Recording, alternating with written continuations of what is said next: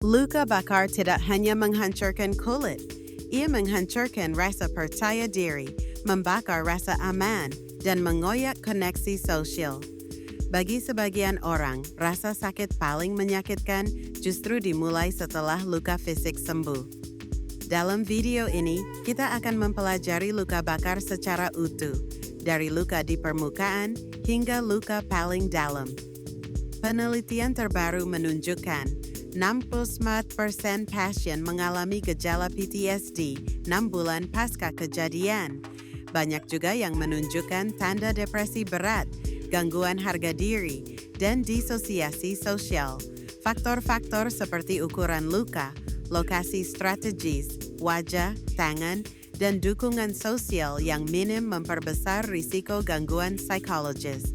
Perawatan di unit luka bakar sering memicu trauma ICU, mimpi buruk, gangguan tidur, dan kecemasan ekstrim.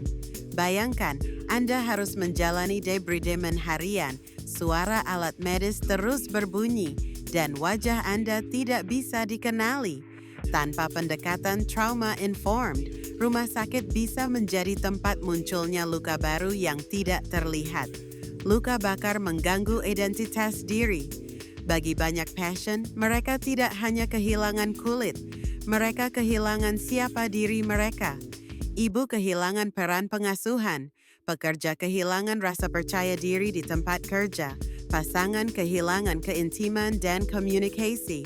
Efeknya pun menular ke keluarga, anak menjadi takut, pasangan menjadi pasif, lingkungan menjadi menjauh. Perawatan luka bakar adalah salah satu yang paling menyakitkan dalam dunia medis. Setiap sentuhan bisa memicu memori trauma. Karenanya, kontrol nyeri bukan hanya tugas medis, tetapi kewajiban etis. Teknik seperti anestesi epidural, manajemen nyeri multimodal, dan pendampingan emosional harus menjadi standar, bukan tambahan. Inovasi medis telah menghadirkan scaffold berbasis polimer alami dan nanopartikel. Teknologi ini merangsang regenerasi kulit, mempercepat penyembuhan, dan mengurangi risiko jaringan parut.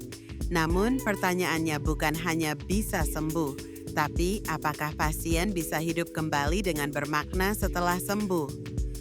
Pasien luka bakar tidak butuh perawatan selama seminggu, tapi bertahun-tahun. Laser CO2 untuk jaringan parut, rehabilitasi okupasi agar bisa kembali bekerja, pendampingan psikososial agar bisa bersosialisasi kembali. Namun, sistem kesehatan sering hanya fokus pada fase akut. Setelah keluar dari rumah sakit, banyak pasien dilepaskan tanpa arah. Pasien dari rumah sakit swasta seringkali tidak bisa melanjutkan rehabilitasi di pusat milik negara. Alasannya, kuota penuh, trauma baru lebih diprioritaskan, atau status asuransi tak sesuai. Ini menciptakan trauma baru akibat penolakan sistemik, karena luka bakar bukan hanya milik pasien, tapi tanggung jawab sosial bersama. Masa depan perawatan luka bakar harus melibatkan pendekatan biopsikososial digital, rehabilitasi berbasis komunitas, edukasi keluarga sebagai co-terapis, kebijakan yang menghapus sistem kuota diskriminatif.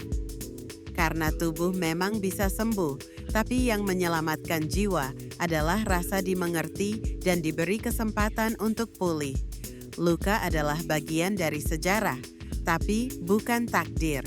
Dengan perawatan yang manusiawi, psikologis yang suportif, dan sistem yang adil, setiap penyintas luka bakar bisa menjalani hidup baru.